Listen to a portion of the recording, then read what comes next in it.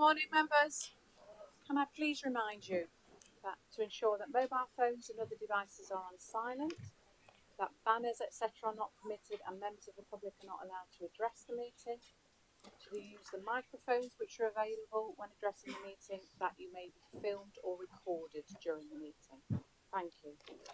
Please be upstanding for the chairman.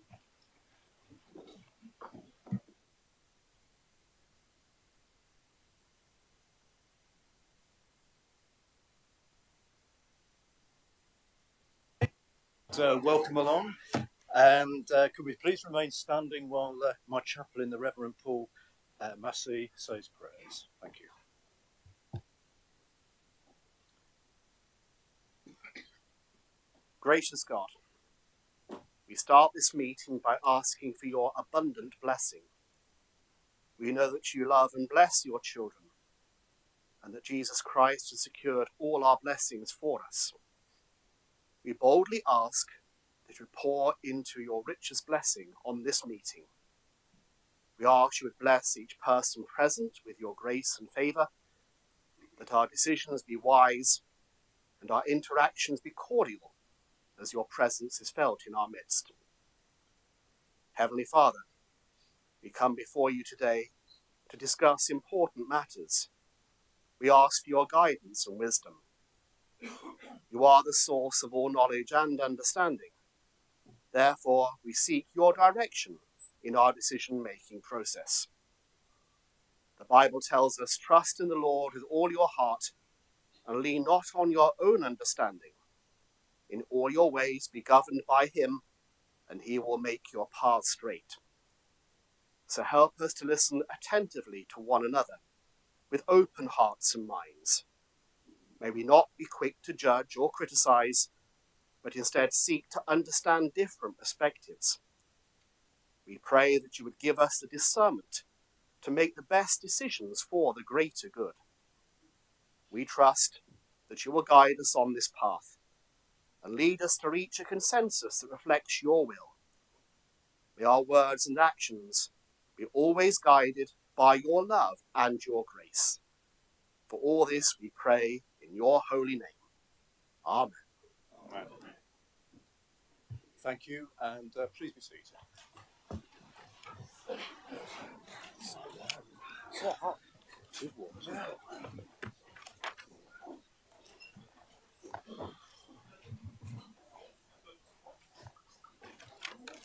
I haven't got my cheat sheets today.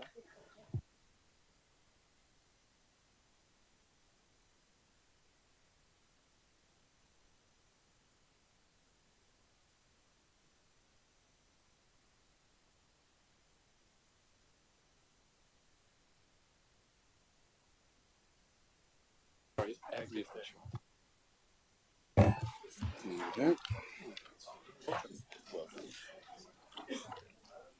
Right. Well, item one on the agenda is to ask council to approve the minutes of the previous meeting. So, previous meeting. Are we all happy with those? Please show. Thank you.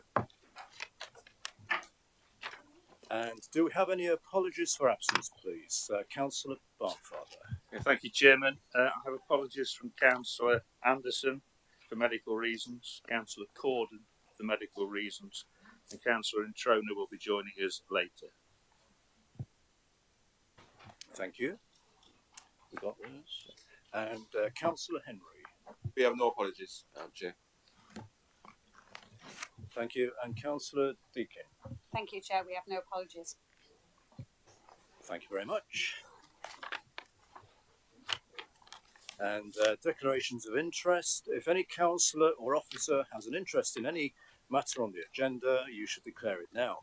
Please raise your hand now if you have an interest to declare, and when called to speak, you should state what type of interest it is and give brief details. So does anyone have any declarations? Councillor Lawson. Yes, thank you, Mr. Chairman. I'd like to declare an interest in motion 2.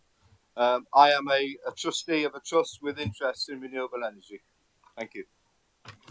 Thank you. And Councillor Welsh, I think you indicated. Thank you, Chairman. Rather than interest, I just need to say this publicly due to a number of personal attacks on social media, and so that the public in chamber are aware. I have a very serious personal family situation going on at the moment, which means I could receive a phone call at any moment, which means I would have to go away. So I just want to make that quite clear, that if I do have to leave the meeting for whatever reason, then that is the reason why, and hopefully that should stop any of those further personal attacks. Thank you. Thank you, Councillor Welsh, and yes, heard and understood. And Councillor Barney, please. Just to declare a non-pecuniary interest in that I am a shareholder in a company that uses energy from renewables, including solar PV. Thank you. Any other declarations? I just need to hand over to the Chief Executive to say a few words, please. Yeah, thank you, Chairman.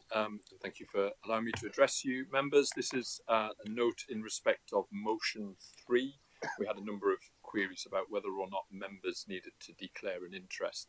We recognise that maybe a number of you, maybe a number of people in your families or some of your close associates may benefit from or be impacted by the motion in respect of winter fuel allowances.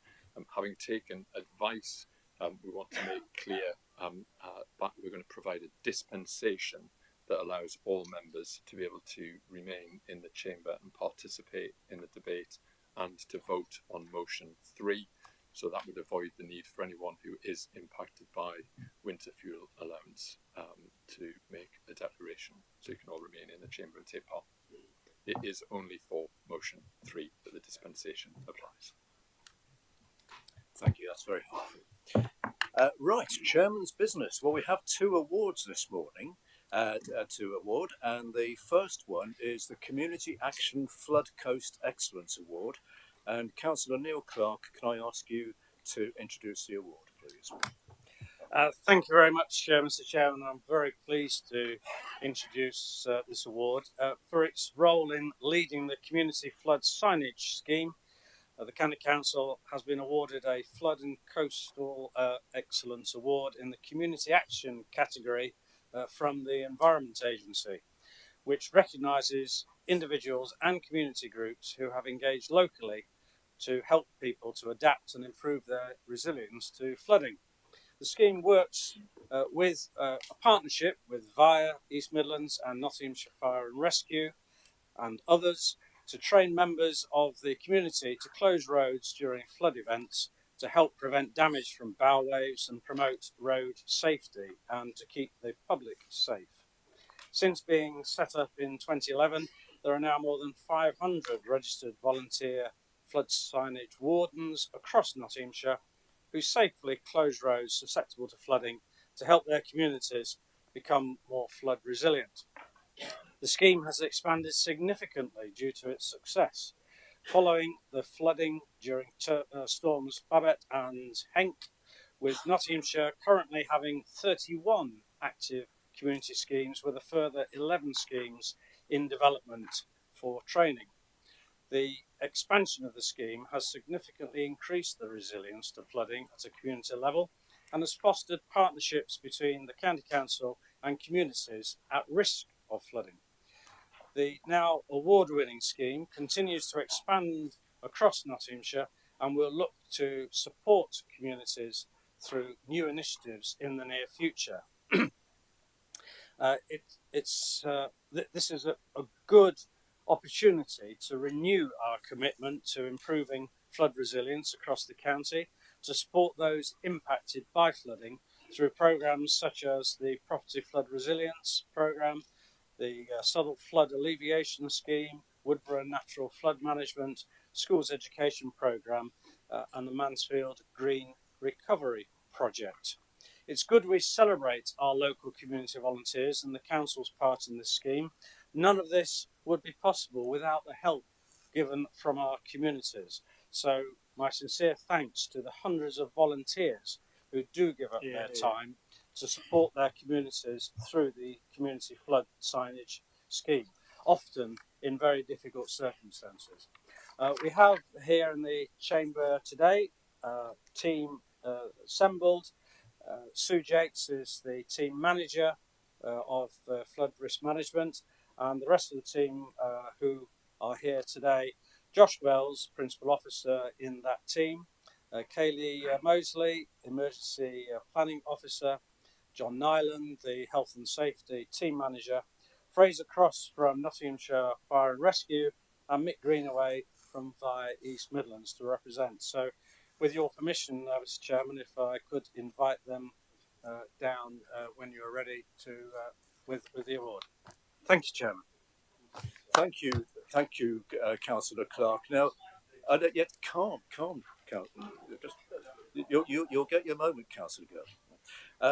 So this well-deserved award recognises the commitment of Nottinghamshire County Council, its partners and communities involved in helping to reduce the risk of flooding that vulnerable residents face through community flood-led resilience. And I'd like to particularly thank all the local volunteers that make these schemes work. And I know I've got a couple in my area as well, and they're really good. And this award really recognises their commitment to their communities. And the scheme is an excellent example of community-led flood resilience that supports those at risk of flooding. So I would now like to invite Josh, Sue, Kaylee, John, Fraser and Mick to come to the dais here and to receive the awards. Thank you.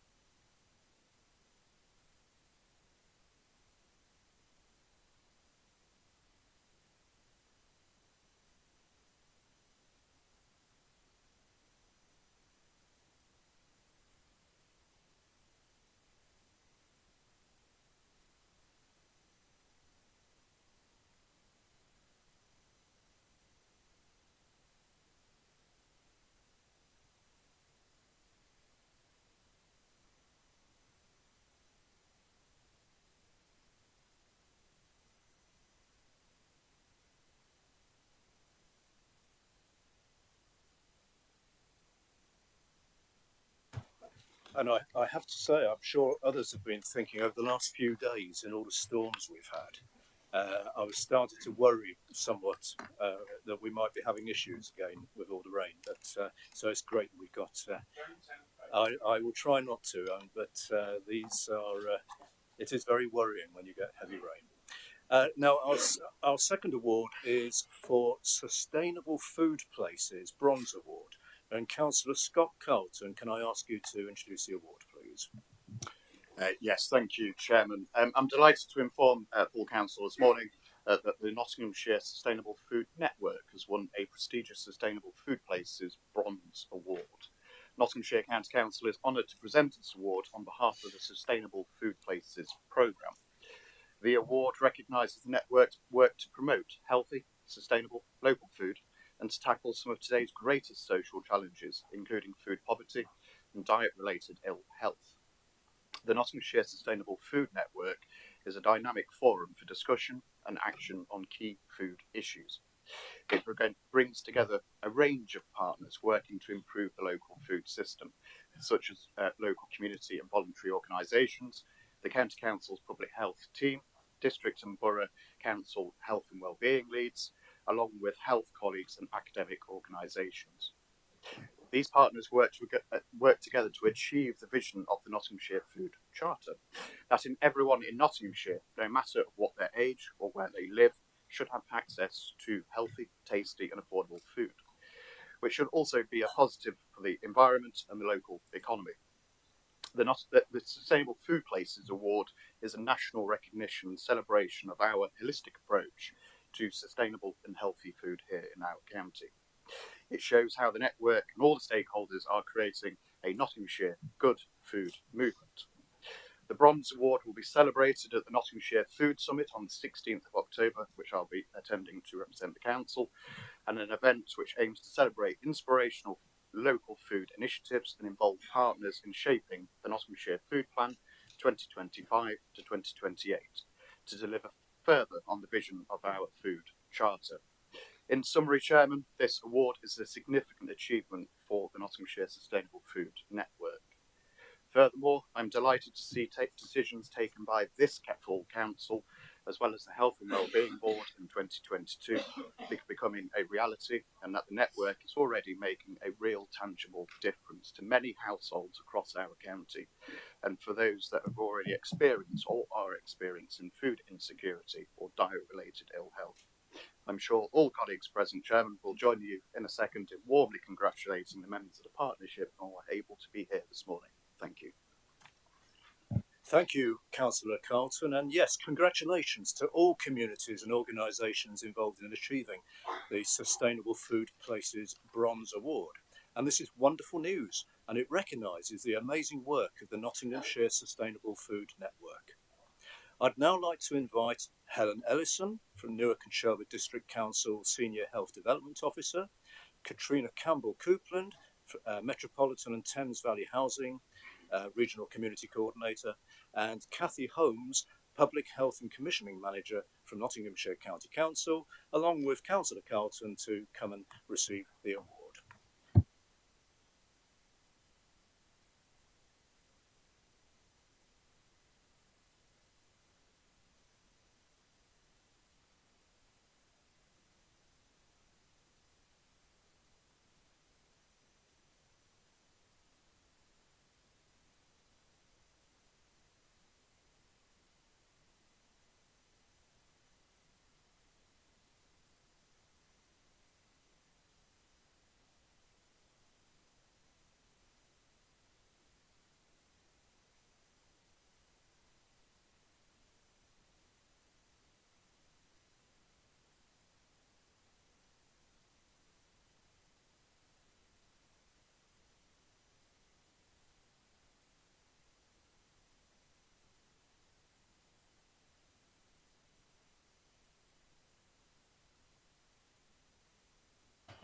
It's lovely to give awards out, it really is.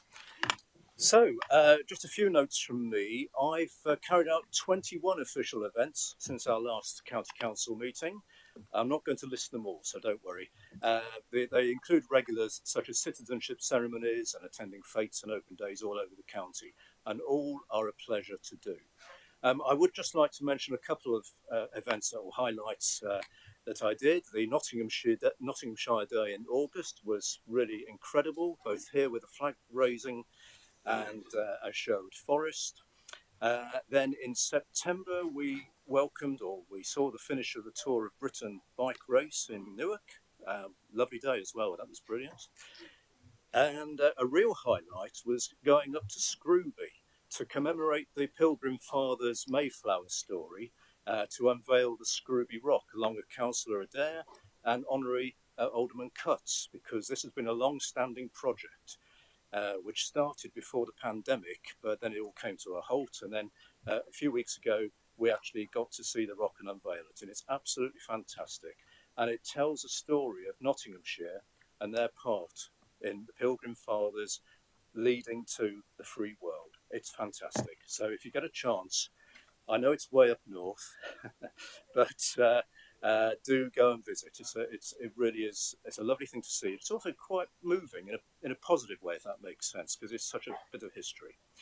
And then this week, I, along with Councillor Richard Jackson, visited the Customer Services Centre, and well, as you know, I want to visit teams across the whole authority, and if you get a chance, go up and see them at the Customer Services Centre, because they're the people who take the phone calls from the public, and indeed us sometimes, and the operation up there, the way they work is fantastic, and the dedication and the professionalism that we saw and heard, because we listened into some calls as well, is something to be proud of.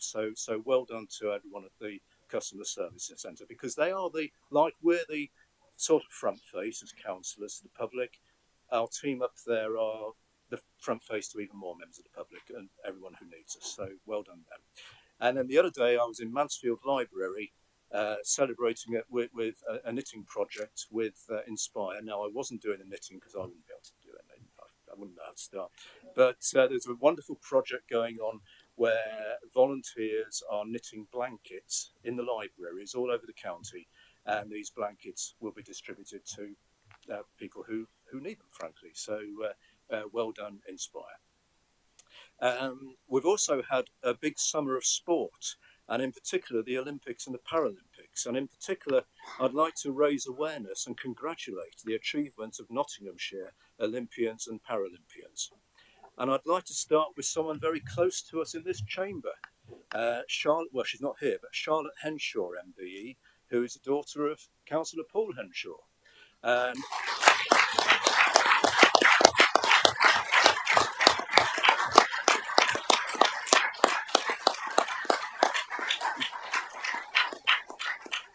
You see, I've been doing my homework. She won not just one, but two para-canoeing gold medals. Isn't that something to be proud of? So please pass on our best wishes to Charlotte, and it's fantastic. And we also have had 5 Paralympic athletes competing who call Nottinghamshire their home, including Charlotte, and they were Dave Phillipson of Bingham, who won a silver medal in para-canoeing. Nottingham-born Tully Kearney won 2 golds in para-swimming, and Amy Hunt of Newark, who won silver in the women's 4x100 athletics. I'm told that Nottingham sailor Emma Wilson won the bronze in the women's windsurfing, but he then went on to say she was very disappointed with this. Well, I don't know. I mean, I think a bronze medal is something to be proud of. I mean, I don't think many of us could win a bronze medal in windsurfing. No, exactly. We might be able to win it in something else, Councillor Carr, but I'm sure we wouldn't be able to do it in windsurfing. Now, I do know as well that there may be others who have won, but we may not know about. And if that's the case, well, if we do become aware, then we will mention them and offer our congratulations. So jolly well done all. So that's Chairman's matters. So we, oh yes, crucial. Thank you, Chief Executive. Yes, this is crucial. We need to know this. We will break for lunch at around about 12:30. So just to remind everyone. Councillor, no. I've already told you to be calm, Keith. Just keep calm. So we now move on to constituency issues. This item gives members who have previously given notice by the deadline the opportunity to speak for up to 3 minutes on any particular matter relevant to their constituencies or any particular issues arising in their electoral division, which is relevant to the services provided by the County Council. This is an opportunity simply to air these issues in the council meeting. It will not give rise to a debate on the issues, and it's not a question and answer session. Members are reminded that there is a maximum time limit of 15 minutes for this item on the agenda, and each member may only speak for a maximum of 3 minutes. So any speeches not heard in this time limit will fall, but they can be submitted again at a future meeting. And we have 8 speeches today. So the first speech will be from Councillor Philip Owen, and this is regarding the achievements of Kimberley Swimming Club. So Councillor Owen. Yeah, thank you, Chairman. I wanted to raise members' awareness of the achievement of an organisation that until fairly recently was based very much in my division, that of Kimberley Swimming Club. Kimberley Swimming Club have operated for decades from the Kimberley swimming pool. They've taught young children how to swim. They've coached them in getting advanced swimming medals, and they've also run and been part of competitions across the East Midlands. So they've been a big part of the community for decades. And they have until recently operated out of the Kimberley swimming pool, which started life as a joint use swimming pool, joint use between the County Council and the District Council. In recent times, it's been a joint use between the Borough Council and East Midlands Educational Trust, which took over the ownership of the buildings on academisation. But it's a swimming club that had a huge blow dealt to them earlier on this year when Broxtowe Borough Council and East Midlands Educational Trust couldn't come to an agreement to keep the swimming pool open. So we had a swimming club without a swimming pool. But as with many volunteers in this community, they didn't let that get them down. They decided they were going to swim and not sink. They decided they weren't going to hang up their speedos. And what they have been doing is to operate out of swimming pools in adjacent authorities. Unfortunately, the North Broxtowe community has lost the Kimberley swimming pool, and of course the children that go to local schools have lost the facility to learn to swim in a local swimming pool, and that is a tragedy. But it's been a success story as far as Kimberley Swimming Club are concerned. The efforts of those volunteers, the efforts of those supporters have been recognised, because I'm pleased to tell members that they, at that club, have been awarded the East Midlands Regional Swimming Club Trophy of the Year. Yeah. And I think that is something that we should all be proud of, and I am certainly proud of them as the member for Kimberley, bearing in mind the difficulties that they've faced. And I would hope, Chairman, that you might feel able, on behalf of the County Council, to write to them and congratulate them. Thank you. Yes, thank you, Councillor Owen. I'm sure that we can arrange that. I'll be very pleased to do so. And you know, who knows? Maybe one day we'll have a future Olympian from there. Right, my next speech is Councillor Paul Henshaw, and this is regarding Stacey Road Coffee Morning. So, Councillor Henshaw. Thanks, Chair. I didn't think I was going to get in this morning with the amount of speakers that were done before me. Anyway, members will remember that I brought to this council on many occasions events and things that are going off in the Plesley village, which is to the north end of my division of Mansfield West. I reported to the council the terrible events of Storm Barbara and the devastation that the flooding caused there. But in some strange way, the flooding, the devastation and the heartache brought to the community, brought that community close together. It encouraged them to work together, to support each other and to move forward in a community-spirited way. I can report that through the hard work of local community volunteers, the community of Plesley is not standing still, but is still looking to the future. The community is closer now than it has been for some time. One new venture is the Friends of Plesley Village Stacey Road Coffee Morning, which is run by Andrea and her team. They meet every Tuesday. The work they do is invaluable for strengthening the community. They provide free breakfast for veterans, mental health support for local residents. They organise day trips and outings to help reduce isolation. The work they do helps support members of the local community. I would just like to say a big thank you to them for all the work that they are doing. I will continue to work with the local district councillor, Sharon Hartshorn, in supporting the vital work she and that community and that team does. I hope my CDF contribution goes some way in helping them. They can be assured of my continued support. Thank you, Chair. Thank you, Councillor Henshaw. That sounds like a genuinely really helpful project, and let's be honest, we all like a nice good coffee morning, don't we? And they do such a good job. Next speaker is Councillor John Wilmot, and this is regarding highway issues in Hucknall. So, Councillor Wilmot. Thank you very much, Chairman. First of all, can I congratulate Councillor Welsh in paying on their election to Parliament. Hope they do well for the community. I've been working for my community in Hucknall and Ashfield for more years than I want to remember. All because I want all our people to be proud of our town, and for that to happen it is essential that all problem areas are kept clean and tidy and all repairs are attended to immediately. So when I see items of concern, I immediately contact the organisation responsible. So we now come to the wall at the Baker Lane Brook, off the Hucknall Inner Relief Road on Torquard Way.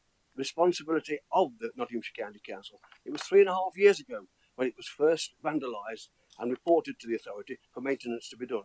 We're still waiting for work to be started, and since then vandalism on the wall has increased in 2 areas. Seriously, it's a serious danger to children playing nearby, and it's been reported, as I say, on a number of occasions, and even had a visit from council officers, and we are still waiting. And all I can get from the residents is no one cares. Now we move on to the open space at the side of Titchfield Street in Hucknall, only a few yards from the pedestrianised area of the High Street. It is a real eyesore, overgrown vegetation everywhere, and hiding in the overgrowth is many pieces of metal fencing with jagged ends sticking up, ready to injure any child playing in the shrubbery. Another complete eyesore. Now I move to outside the National Senior Academy. A watercourse running at the side of the school on Annesley Road is filled with vegetation and is rat infested. Not my words, but the residents who say they have reported the problem regularly, and there are children nearby who are being put in danger due to this pollution. And finally, there needs a concerted effort from this council to join up with all the agencies to combat all the offside speeding and motorbikes and car problems. Flooding on Greenwood Avenue during the flooding problem and Redwood Court. The residents are still not happy with the report that came out. They want to know why it happened, and then they are adamant that there was some fault by this council. Now, I'd just like to say that we need also to obtain a super surgery. So I hope this council will be putting it on the special Health and Wellbeing Board meeting so that it can be discussed. Thank you, Chairman, for everything. Thank you, Councillor Wilmot. And our next speaker is Councillor Matt Barney, and this is regarding a letter from Sutton Bonington Parish Council on how to deal sensitively with roadside memorials. Councillor Barney. Thank you very much, Chairman. Yes, I'm pleased to bring forward this letter, which has been written to me by the hardworking Chairman of Sutton Bonington Parish Council, Patrick Hood. And I think it's an issue that probably not only affects my ward, but probably all of our wards across the county. Tragically, in my tenure as county councillor, in my ward, there's been a number of roadside incidents that have resulted in fatalities. And obviously the sensitivity around that is immense and extreme. And I think we'd all be united in wanting to tread very carefully as we discuss these matters. And often the result of these sudden and tragic losses is the immediate human need to make a response. And you see roadside memorials being placed quite appropriately by families, friends and relatives. And in my ward, there are a number of these such memorials, some of which existed before I was elected, and several of which have arisen in the time that I've been a councillor. The concern is from the parish councils what to do with them as time goes on. And in some cases, they become areas of conflict, with residents taking matters into their own hands in wanting to remove or to tidy up the memorials that then brings great offence to those who placed them in the first place. It's been brought to my attention that other county councils, including Derbyshire County Council, have a policy in place. And I've read the policy, it's incredibly sensitive, very simplistic, but it removes all of that complexity about how and when and who removes memorials and manages and maintains memorials in bringing a simple policy that suggests after a certain amount of time they are removed by the county council. I think this is something we should consider here, and for this reason I bring it to the attention of the council, particularly in cases where people are tragically killed who are from the local area, and then it's left to people who know the families so well to then police what happens to those memorials. So I seek support really to see whether we think this is something we should be considering, and I'd like to give the letter to the Chief Executive and the Chairman of the Council. Thank you very much. Thank you, Councillor Barney. I'm not sure I'm allowed to give it to you now because it breaks the rules, but rules are flexible. You're very welcome to come over and hand it over now. Yes, yeah.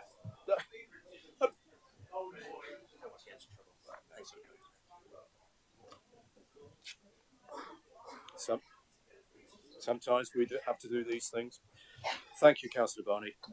Now, next speaker is Councillor John Doddy, and this is regarding the impact of flooding on his division. So, Councillor Doddy.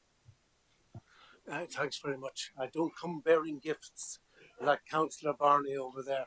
Yes, a charmer. Yes, so I would like to talk about floods.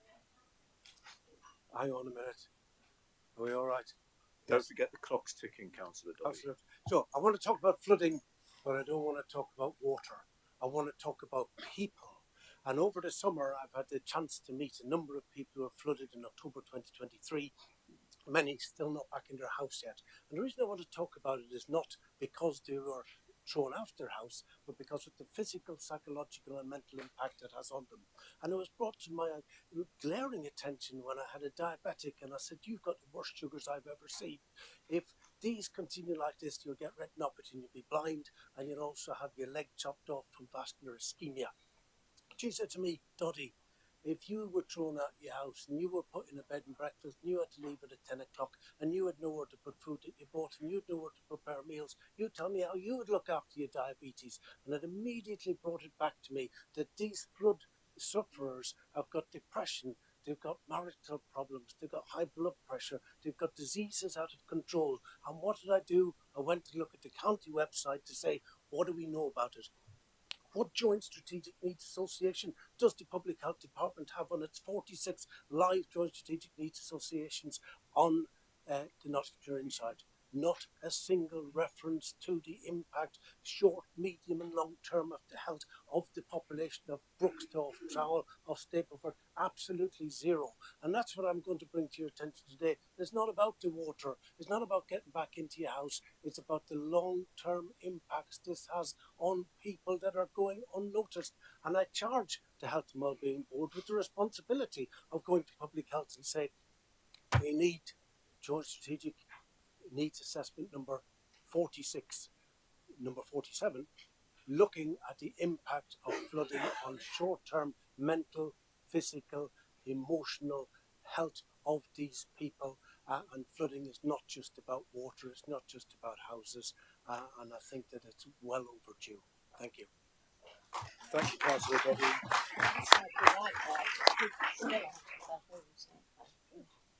We have time for one more constituency speech, and Councillor Tom Hollis, this is regarding health issues in Sutton West. No, thank you, Mr. Chairman.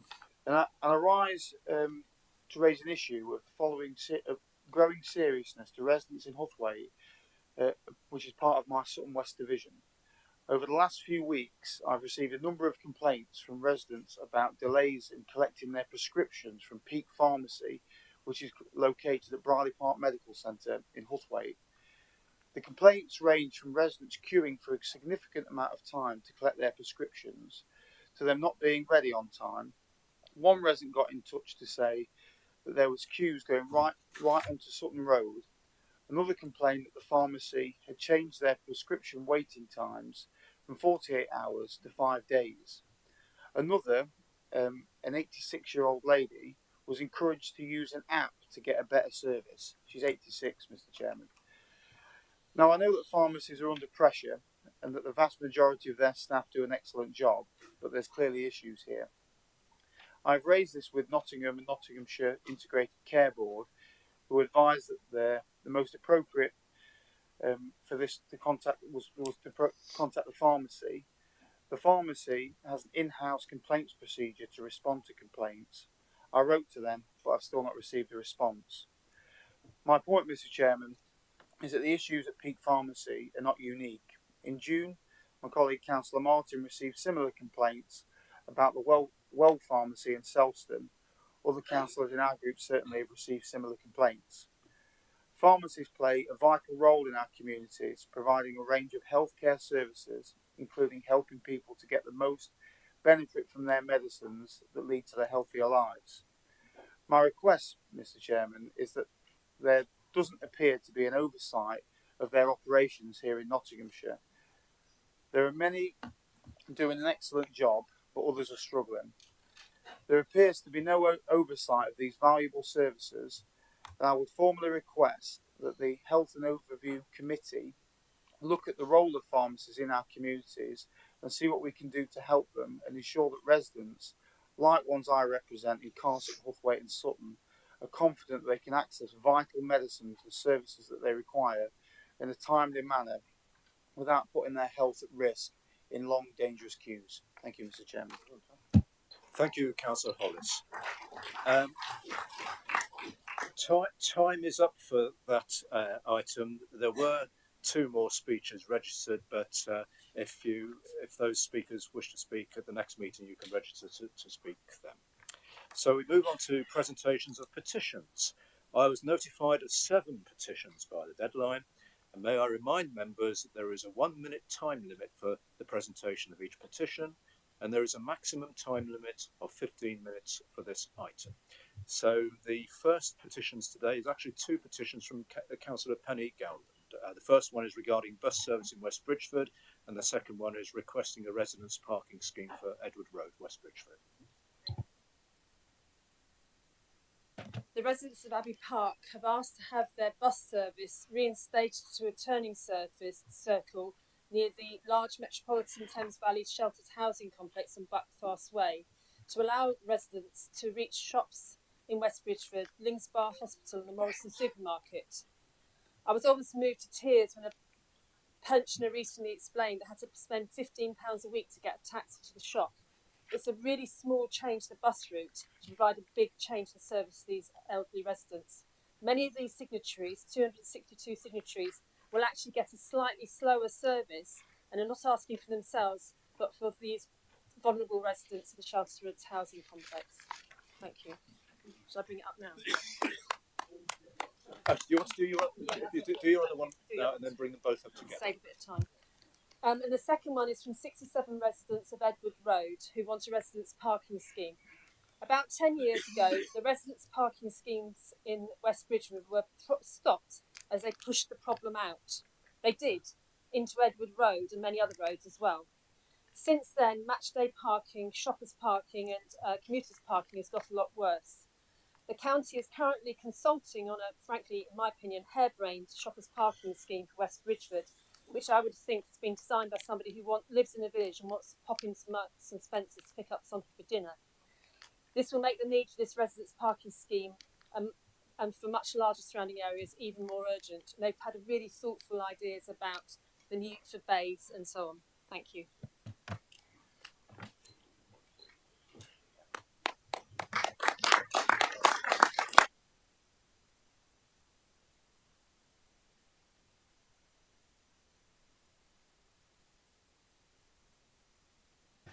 Our next petition is Councillor Matt Barney.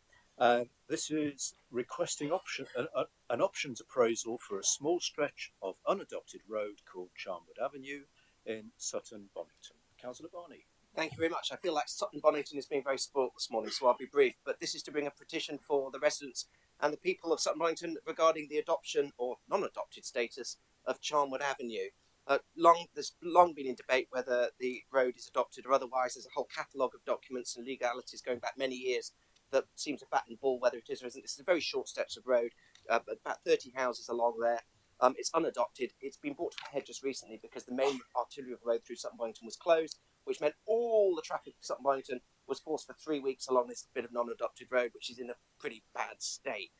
The petition's just seeking a review of the situation, signed by lots of residents of Sutton Bonington. There's huge support to try and get a better outcome, whether it's adopted or otherwise. We need to support the residents in Sutton Bonington to make this road as good as possible. Thank you very much.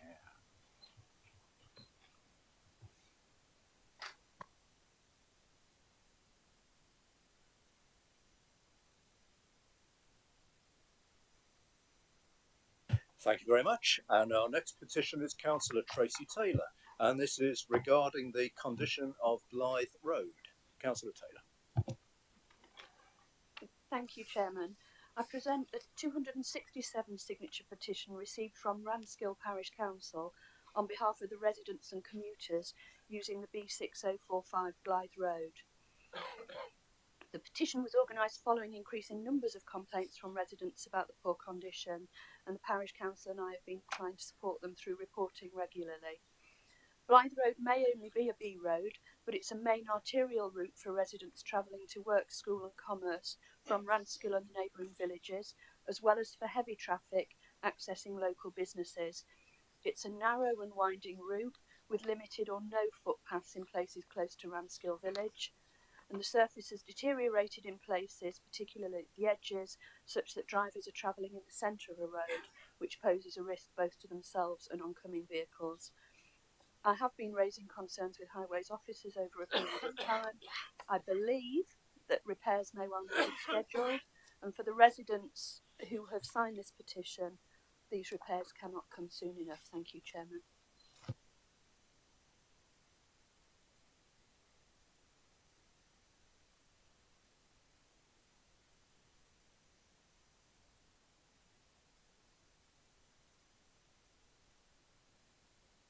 And our next petition is Councillor Nigel Turner, and this is a request for improvements to the junction of Broad Lane and the A60 Mansfield Road in Worksop following a fatal accident. Councillor Turner. Yeah, I raise this petition on behalf of many residents, particularly Joe Barrett, as I've mentioned. Joe has been a great help with this petition.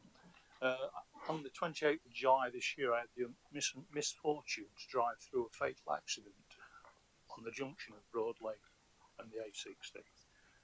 This is not the first time we've had accidents on that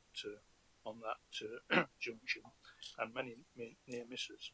So I'm calling on fire to investigate issues around this junction, and I'm asking for further improvements to the junction. In the space of 4 weeks, there's 392 signatures on this petition. Thank you.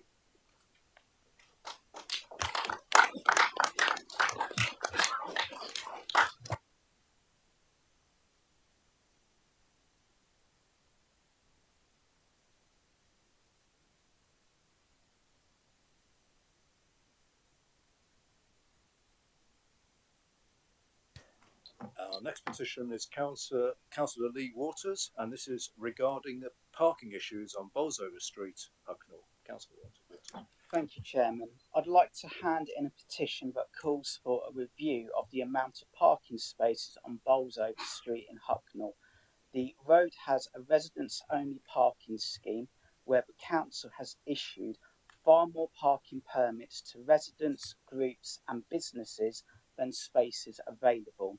The road is in the centre of Hucknall, and the petition calls for the double yellow lines to be removed on the street as they are no longer needed as the factory has closed down and is used for something else.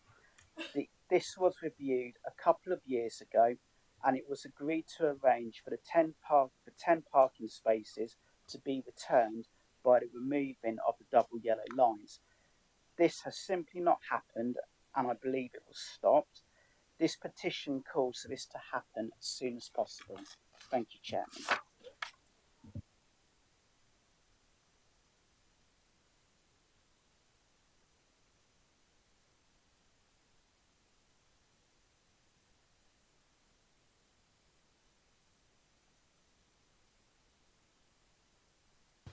And our final petition today is from Councillor Gordon Wheeler, and this is regarding keeping West Bridgford Recycling Centre open. Councillor Wheeler. Thank you, Chairman. You just given the headline for me. It's about keeping the West Bridgford Recycling Centre open. And apparently it's been signed, well, it's said signed by 3,292 residents. Page 12 of the papers in front of you actually deals with this issue because it was raised in last full council following amendment put through by the independent group, which was accepted, of course, by the Conservatives. I've advised residents and the lead petitioners of that, but they still want me to present the petition, which of course I am bringing this morning. Finally, Chairman, I'm a bit disappointed with the disingenuous headline Nottingham Post about this issue this morning. Thanks, Chairman.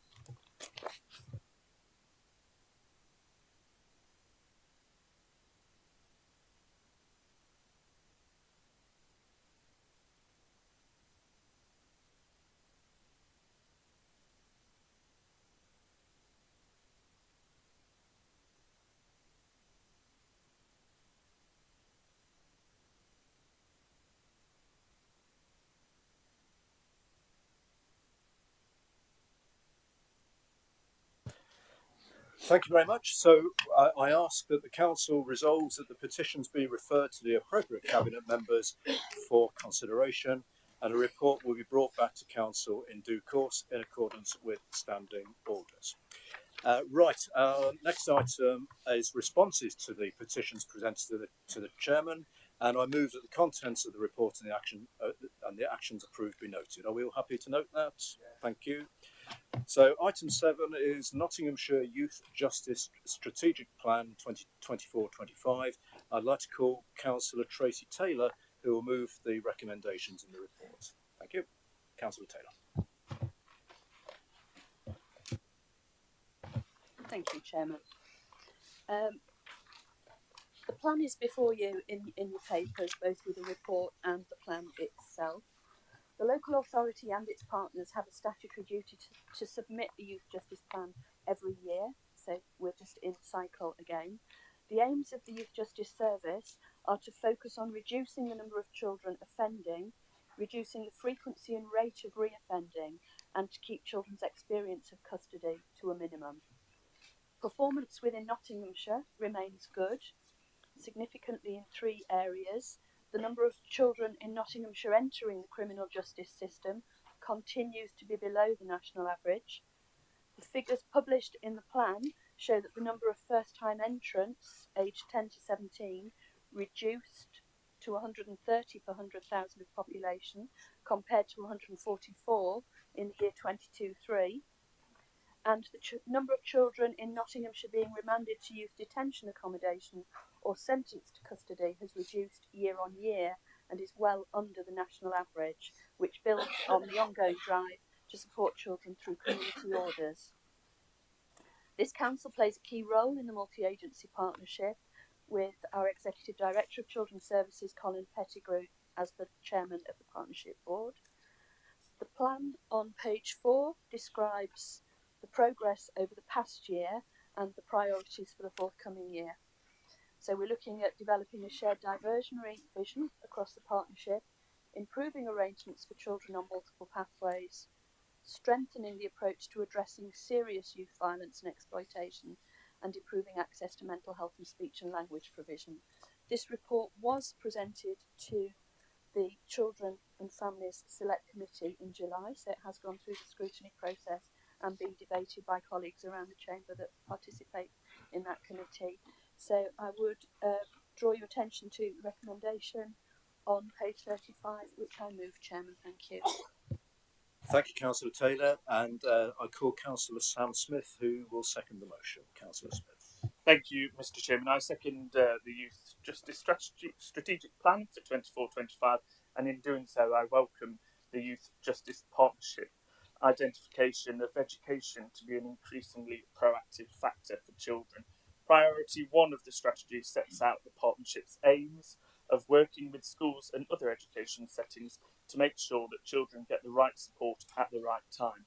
What that means, Mr. Chairman, is ensuring that where there are behaviours which place children at risk of coming into contact with the police, they are identified early and there is support in place to enable them to safely remain in education and be diverted away from the criminal justice system.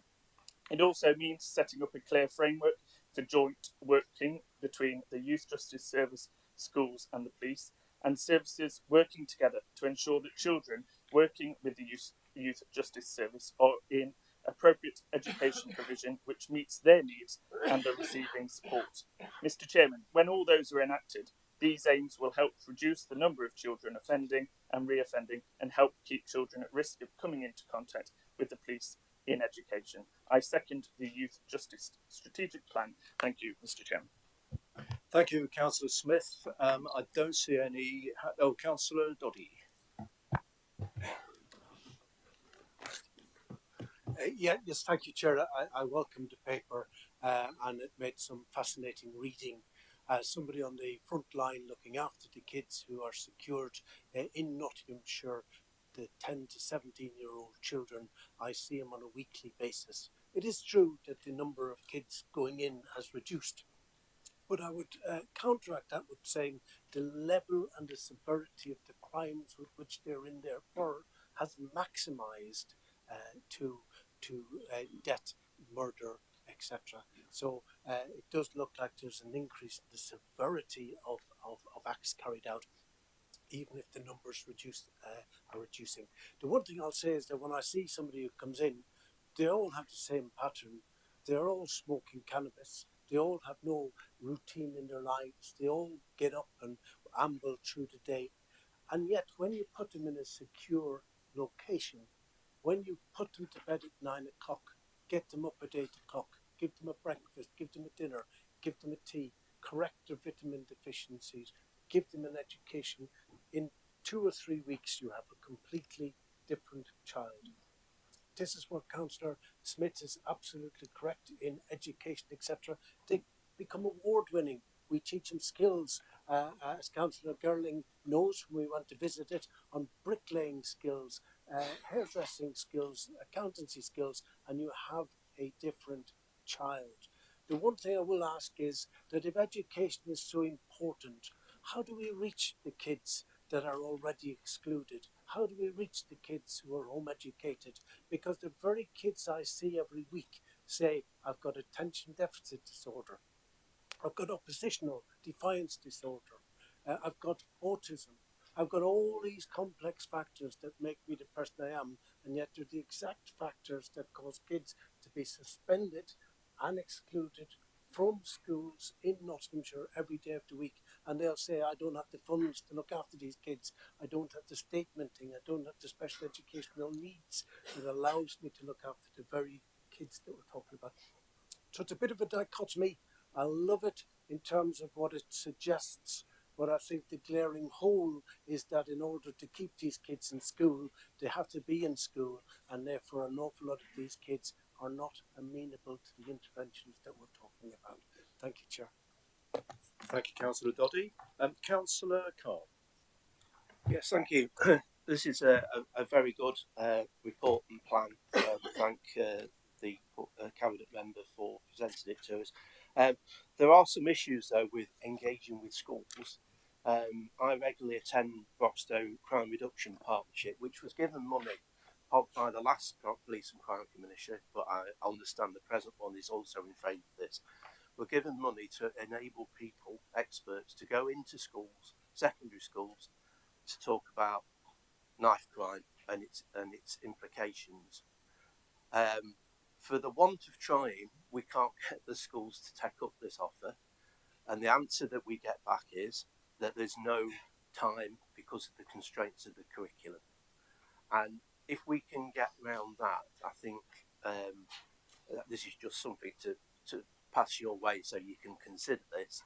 If we can get around that, then this sort of service and this sort of education about the consequences, not just for them but for other people of knife crime, is essential.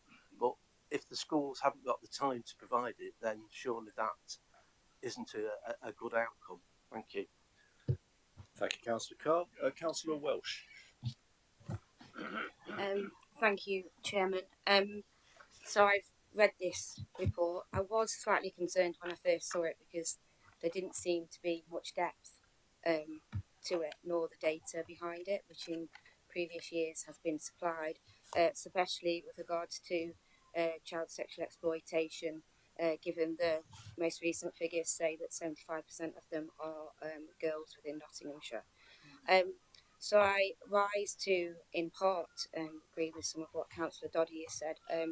It is fully recognised that those numbers have reduced, yet there is an ongoing concern about the complexities around some of these young people and the fact that our early intervention services in Nottinghamshire and across the country have been largely cut and reduced. And I say that with a background knowledge, that's not even me getting political about it. I worked directly with frontline with young people, and when I worked with young people, people that are still doing that job, to refer to it as the good old days, because there was a lot more services and a lot more opportunities with regards to early intervention for us to refer young people to in the first place. There also wasn't the huge backlog with regards to diagnosis as well, in order to get the support for children and young people at an early stage, rather than it getting to the point where they are excluded from schools, and the support then and changing that behaviour becomes more difficult. So what I would say is I'm hopeful, and I will be speaking about this on a local and a national level, that those early intervention services need to come back, and we need to go full circle in a way, because we need more of those early intervention processes. And that's not to say that this isn't something that the council wishes to do, but I do think we just need to get on and do it now. I think we do need to be very careful sometimes the way we talk about young people. Certainly, not all young people that are suffering from exploitation, some of the worst human trafficking, smoke marijuana, or actually they are vulnerable children. Often or not, you only have to look at our prison system. Our prison system has a high proportion of people that have been in care, that are care leavers, and that's another issue that we as a county need to address. And I will just end by saying there's quite a big report coming out in about 6 months' time about how we treat children and young people when they are arrested for a crime. It's a big national report with some quite actually forward-thinking recommendations with regards to it. And so what I would ask as a chair, Councillor Taylor, within your role, that when that report does come out, that you consider it, and I'd be happy to meet with you to go through it, because I'm taking a role with regards to that report, is that we sit down and we discuss actually about how in Nottinghamshire we work with the Nottinghamshire Police and the Police and Crime Commissioner to avoid that first traumatic experience when they go into a police station. I could go into this in more detail, but actually some of those accounts of what has happened is pretty horrendous. And last but not least, and I say this every time and then I get it back, but I do think this council needs to be, and the councillors here need to know more about what is going on with child sexual exploitation in this county, where it is happening and what it is happening, etc. And I've asked for this for the whole time I've been a councillor, and I've never received the information back. If anything, heaven forbid, was to happen in this county again, in any of our patches, we wouldn't necessarily know that the issue exists in the first place. And there are issues. So that's another ask as well. Thank you. Thank you, Councillor Welsh. Councillor Wilmot. Thank you very much, Chairman. Yes, this is a very vital report, and I welcome the fact that it has come to full council. I meet a lot of children in a lot of areas in my constituency, and there are problems. Youth work has proven impacts on improving young people's mental health and well-being, behaviour and engagement with the education and attainment. I see your three main aims: to reduce the number of children entering the criminal justice system, reducing the frequency and rate of reoffending by children or already within the youth justice system, and to keep the number of children experiencing custody either on remand or as a sentence of the court to a minimum. Well, let's look at the first aim: to reduce the number of children entering the criminal justice system. Some families enter parenthood without the full knowledge of how to bring up their child and need assistance almost immediately. Is there the help that is required, and does the family know where the help is obtainable? That's a big question, and it needs answering. Then we come into the problem that families who do not ask for help, so we have to find out ourselves through schools. And as soon as the teacher identifies issues with a child, a special needs assistant must be brought into that school to try and provide the additional support a child needs. The earlier you identify the problem, the better chance of success, because once the child starts offending, it is difficult to put right. You say that less children are being brought into the system. So the question is, how many children are offending without getting caught? That's something that is high on the agenda. When we come to reduce the frequency and rate of reoffending by children who are already within the youth justice system, how many of those children say they do not have anything to do, nothing else to do, and they do not have any money to join any groups? These are the youngsters that need help. We need to find out what sort of interest they have and introduce them to an organisation that will provide help with the interest and supply them with the necessary resources to continue until they are earning their own money with the job they obtain through training that we must provide.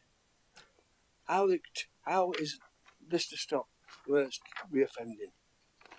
And it should stop reoffending. Finally, I feel that many custodial sentences are not helping with the rehabilitation of the child.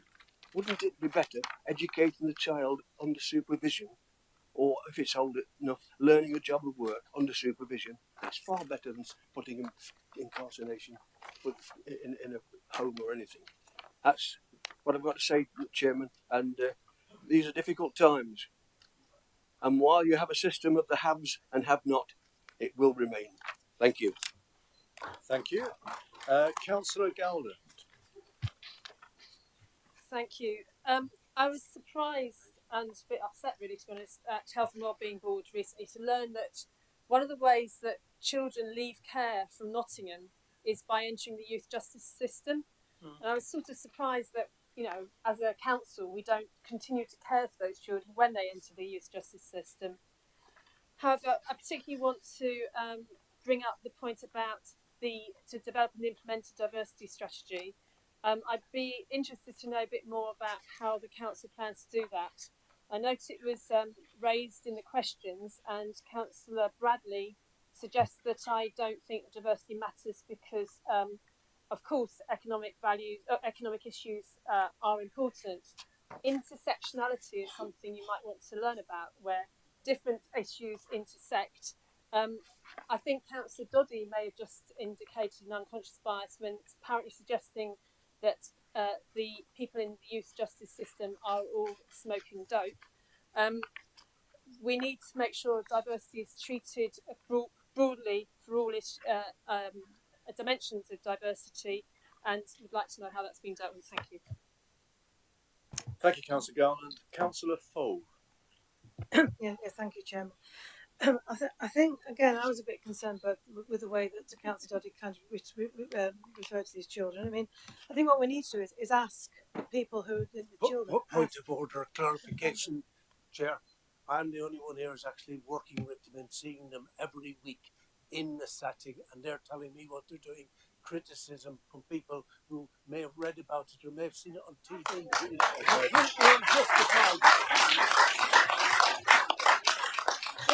It's an insult, Chair, to go in every week to look after these kids and having to listen to this nonsense. Councillor Doddy. I think they're all smoking dope. Councillor Doddy. Made your point of order. Thank you, Councillor Fole. He said, I don't think it's funny, quite frankly. I really don't think it's funny. My apologies if you're insulted by that. That wasn't meant. What I'm saying to you is we don't want to stereotype children in that way during this council chamber. So my apologies if you felt insulted. I think we need to know why these children have complex needs in the first place and why they end up in the criminal justice system. And we're not going to do that by saying, well schools are reluctant to get in and actually kind of help and support them. And Councillor Welsh is absolutely right. The early help and the intervention that they need that might prevent this from happening in the first place is not there. It's not there enough. It really is not there. And I think the other issue as well that I'm very glad actually the Labour government's starting to tackle, and that is that when you say about school attendance in schools, which you know is very important, schools and the curriculum in schools is not accessible to a lot of these children. It's irrelevant. They cannot thrive, learn, and do well in an environment of a lot of schools. And I know it's difficult. Some schools are kind of reluctant to take on kind of children that kind of have special educational needs or have kind of complex needs. But the way they are measured by Ofsted makes it very, very difficult sometimes to be inclusive in the way that they want to be. And I think that's something that we need to kind of really be sure of. And I'm really glad, Councillor Taylor, that actually you're not treating diversity in this document as a tick box exercise. Thank you. Thank you, and Councillor Darby. Thank you, Chair. Thank you to Councillor Taylor for bringing this report to this chamber. In Newark, there's a charitable organisation that helps young ones called Mending Lines. A guy called Chris Parker runs it, and he has taken children from various backgrounds, is helping children, whether it be home educated, autism or behaviour, take some fishing, and they really, really enjoy it. So pardon the pun, but catching these children, helping them, maybe we need more of these organisations in Nottinghamshire. Thank you. Thank you, Councillor Darby. And finally, Councillor Callaghan, please. Right. I would just like to say, oh, sorry. Hey, you don't know I ain't got a disability, and that's why I was sitting. Anyway, no. Hey, I tell you what, I have actually. I've got blisters on the back of my heels. I can't walk. But what I would like to say is I work with these children and families every week, and I have done for many, many years. And I would say that we do see a lot of our children, because they've been let down for lots of various reasons through their life. I see lots of children, especially on the SEND register, that are definitely been let down because their needs have not been met, and they have actually been excluded from schools or anywhere else that they feel that they can go to. We've seen that, you know, we haven't got the youth clubs, we haven't got the support that we had when I was growing up. So a lot of these children do get into crime. They are being coerced into that a lot of the time. But I do think, you know, we need to go forward. We do need to see that how we can all work together to make it better. So I've looked at this report, and I think we're on that. We're getting there. We're trying to move forward. But it's about the willingness for everybody to work together. And if anybody else mentions early intervention, I think I'll scream, because we haven't got early intervention. That's why we always have crisis management. And we need to get back to actually putting some more money into whatever services are out there. Thank you. Thank you, Councillor Callaghan. Councillor Taylor, you moved the motion. Would you like your opportunity to reply, Councillor Taylor? Thank you, Chairman. Well, where to begin? Forgive me, I've heard some insightful comments and also some very muddled comments. So I want to pick out a couple of key lines to start with. It is not true to say that all children with SEND will end up in the criminal justice system. It is true to say that children who are away from school, education, routine, support, are more likely to be vulnerable to risks, and therefore amongst those children we may find more of them involved in criminal activities through exploitation or through their own agency. So at the risk of making Councillor Callaghan scream, early intervention itself comes in many shapes and sizes. You know, if we look at something like the work we're doing with the family hubs now, the intention there is that for families with children from birth to their 18th birthday, there will be support of whatever kind it might need at the point it's needed, more readily available. So this council is moving to a more holistic approach to try and do right help, right time. But amongst some of the conversations that have been had, we've touched on societal pressures, societal issues. So whether we're talking about child sexual exploitation, child criminal exploitation, those external factors to which our children, the county's children, are vulnerable. We do need to work in partnership with schools. We're working already in partnership with our police colleagues. We have active members amongst our youth service who are doing targeted support as well as universal support. By virtue of the youth service offer that we have, we're very fortunate as a council that we can still identify the needs of some children at an earlier stage, and maybe, for want of a better expression, step up that they have more targeted support and intervention. So a lot of that, I dare say early intervention twice, sorry. So there's all sorts of different things going on. I think it's important to reference what Councillor Doddy spoke to, because he is an integral and significant part of the partnership which supports the children at Clayfields by virtue of his role.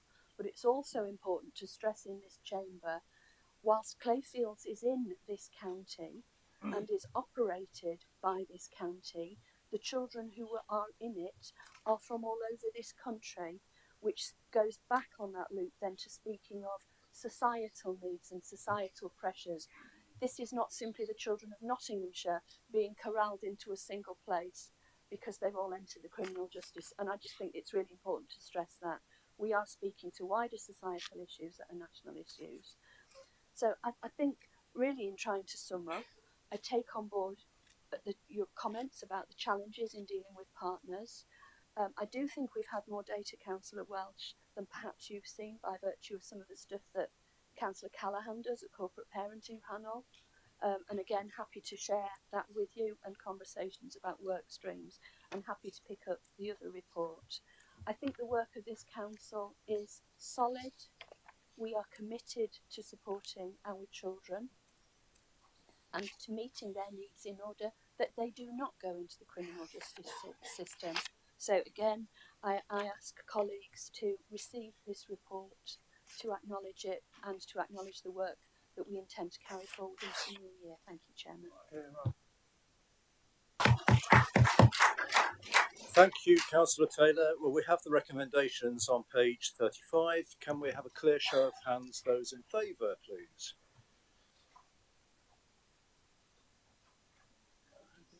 Yep, and anyone against? Any abstentions? No, so that is unanimous, so thank you very much. We move on to the Scrutiny Annual Report now for 2023-24. And Councillor Boyd Elliott, would you like to move the recommendations? Thank you, Chairman, and welcome to the highlights of your day. The Scrutiny Annual Report provides a summary of the work undertaken by Overview Committee and three select committees during 23-24, and details how the Council's scrutiny function has worked to support the delivery of ambitions contained in the Nottinghamshire Plan, the Council's 10-year vision for a healthy, prosperous and greener Nottinghamshire for everyone. Scrutiny is an annual, important, non-political process carried out by councillors on behalf of the residents of Nottinghamshire. Scrutiny raises standards by challenging the council's performance and checking whether policies and services meet people's needs. 23-24 has again been a busy year for scrutiny. During the year, 19 scrutiny committee meetings were held and 6 detailed scrutiny reviews were completed. This work has played a vital role in holding decision makers to account, reviewing policies and strategies, as well as considering how the council is delivering on its commitments to the residents of Nottinghamshire. Throughout the year, Overview Committee and the 3 select committees have focused on the critical issues for the council and have provided constructive input to improve outcomes for residents. Important work carried out by scrutiny members this year has included the detailed budget scrutiny that was carried out ahead of the budget and council tax being agreed by full council, carrying out a review of how the household waste recycling centre service could operate in the future, scrutinising the progress made by the Nottinghamshire Local Area Special Educational Needs and Disabilities Partnership in implementing improvements to the experiences and outcomes of children and young people with special educational needs and disabilities, examining how the council supports carers across Nottinghamshire, looking at how the council has supported residents facing pressures related to the increased cost of living. Scrutiny at Nottinghamshire is still new, and as such our approach to scrutiny is still developing. As part of the work to consider how council's approach to scrutiny can be further developed and to ensure that scrutiny is providing the best possible outcomes for Nottinghamshire residents, an independent review of the operation of the council's scrutiny function was carried out by the Centre of Governance and Scrutiny. There was a member-led process that took the form of a review into current arrangements, and that then made a second recommendations for improvements on how scrutiny operates in this council. As a result of the review, the Overview Committee has now set up a member working group that will be looking at how these recommendations can be used to further develop and strengthen scrutiny. I would like to thank all scrutiny members and co-opted members for their hard work and commitment to carrying out meaningful scrutiny in Nottinghamshire during the past year. I'd like to thank Cabinet members and officers for attending scrutiny committee meetings and supporting the delivery of the in-depth scrutiny reviews that have taken place. The next year will be a busy one for scrutiny, as scrutiny seeks to support the delivery of the ambitions of this council, and I look forward to working with all scrutiny members, Cabinet members and officers to deliver high quality scrutiny throughout 24-25. I'd just like to add to that scrutiny in this council really works. It works exceptionally well when all members are engaged, and we've come up with some great recommendations and some of our reviews. So I endorse that. Thank you. Thank you, Councillor Elliott. Councillor Guilfoyle, you'd like to second the report? Yes, Chairman, formally second, but also just say that to echo the comments about everyone participating in scrutiny. Scrutiny won't work if everybody doesn't participate. It's the only opportunity you will get to first-hand influence the outcome of decisions that sometimes cabinet members are going to be making. And also to get in-depth knowledge around some of the issues that are going off within council. So I would urge everyone in the next few months, I know we've got a short period of time before we're all up for election, and people's minds probably after Christmas will be on different things. But what I would do is urge members to participate within the task and finish groups. It is important. Thank you. Thank you, Councillor Guilfoyle. Remember, colleagues, this is just a noting report, but Councillor Hollis, you've indicated to speak. Yes, thank you, Mr. Chairman. And I've got to be honest, to say the whole scrutiny process of this council is bordering on farcical and open and often is abused by the Conservative administration. To understand the issues with scrutiny, you really need to look at the findings of the report from the Centre of Governance and Scrutiny report. The review was undertaken between September and October 2023, and the report was highly critical of this council and its rushed change in governance at this council that was not served this council and the functions of this council very well at all. This time last year, we were discussing the difference that scrutiny had made at this council in the first proper year. The result, the emergency school uniform allowance increased from £700 to £1,000 for the whole of Nottinghamshire. Not exactly a great track record for a year's work. This brings us to this year's annual report. So the question has to be asked, what has this additional scrutiny actually achieved? Let's take a review of the household recycling centres. Undertaken by the Place Select Committee last year, it met 4 times. One of these occasions was an actual meeting to agree their recommendations. The councillors of the Task and Finish group, looking at the future of Nottinghamshire's tips, were denied access to the 2022 review, despite it costing Nottinghamshire taxpayers £53,000, and was carried out by independent consultants who described themselves as the best in the world at what they do. The full report was made public 6 weeks ago following a freedom of information request by Nottinghamshire Live. The only part of their report that was given to councillors on the Task and Finish group was the part about creating super sites, i.e. closing many of the smaller tips and recycling centres across Nottinghamshire. Yet it wasn't explained to councillors at any point that these recommendations were from an independent report.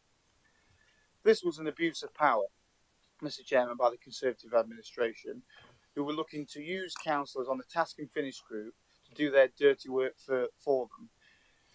Mr. Neil Clark, MBE, repeatedly, when challenged about potential tip closures, said it was an all-party working group and therefore an all-party decision, but it clearly wasn't. The independent group here at Nottinghamshire County Council were very clear that we didn't support closures to tips. The working group was seen as useful idiots who were just there to agree controversial measures. In any wonder that opposition members have no confidence in the scrutiny process. Then we have the scrutiny review of the Catering and Facilities Management Service, Mr. Chairman. The recommendations to partly privatise school catering and Meals on Wheels.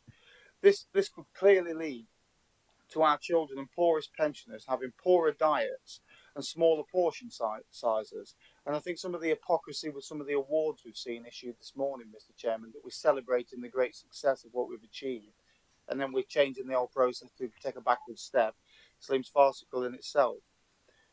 But the Task and Finish group here met several times and made a number of recommendations which I disagreed with, and the Cabinet spent precisely 4 minutes discussing whilst not mentioning any dissenting views, Mr. Chairman.